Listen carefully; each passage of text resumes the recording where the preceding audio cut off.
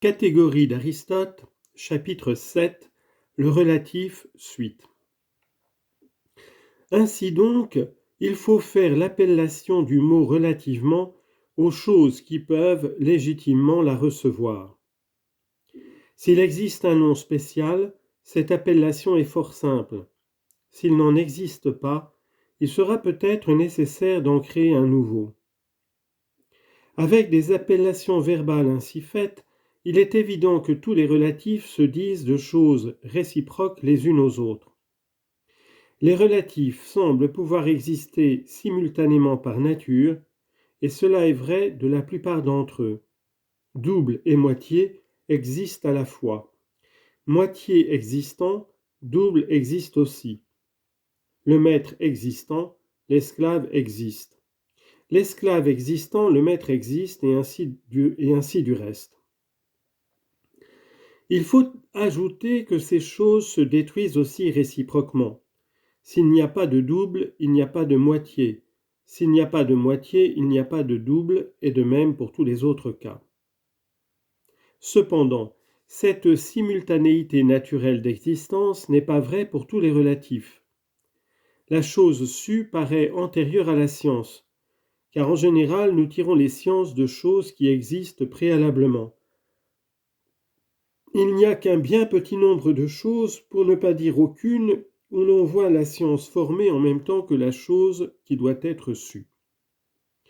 De plus, si la chose qui peut être sue disparaît, elle fait disparaître la science avec elle. Mais la science disparaissant n'enlève pas avec elle la chose qui peut être sue. Sans la chose qui peut être sue, il n'y a pas de science, car ce serait la science de rien. Mais la chose à savoir peut fort bien exister sans la science. Par exemple, la quadrature du cercle, si toutefois c'est une chose qui puisse être sue, existe comme chose à savoir, bien que la science de cette chose n'existe pas encore.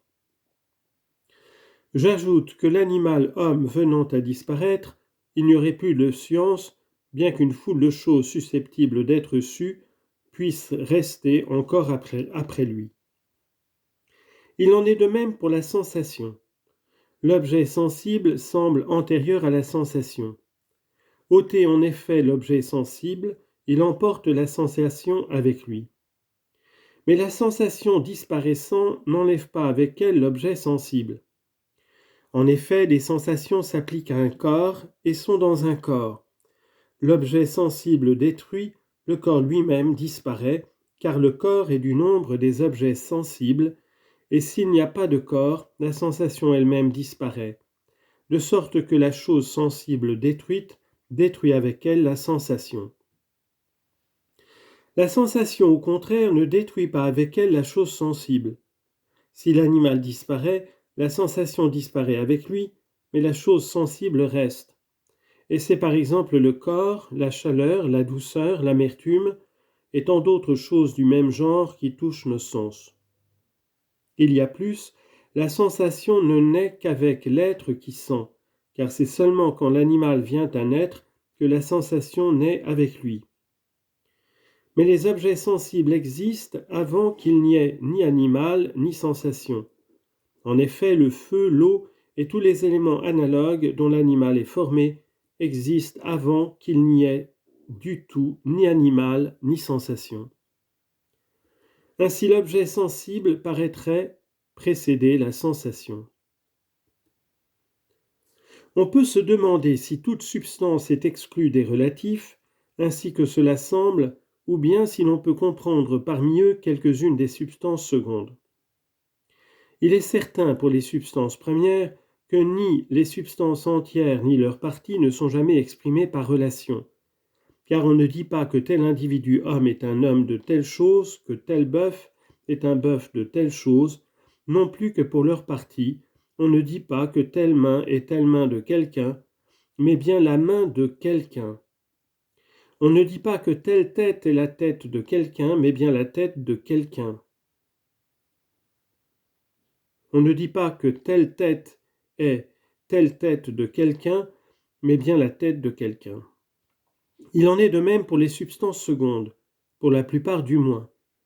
Par exemple, l'homme n'est pas dit l'homme de quelque chose, le bœuf n'est pas le bœuf de quelque chose, le bois de quelque chose, mais ils sont dits la propriété de quelqu'un. Il est donc évident que les choses de ce genre ne sont pas parmi les relatifs. Mais il y a doute pour quelques-unes des substances secondes. Par exemple, la tête est dite la tête de quelqu'un, la main est dite la main de quelqu'un, et ainsi des choses du même genre qui paraissent appartenir aux relatifs. Si donc la définition des relatifs a été bonne, il est difficile, pour ne pas dire impossible, de démontrer qu'aucune substance n'entre dans la catégorie des relatifs.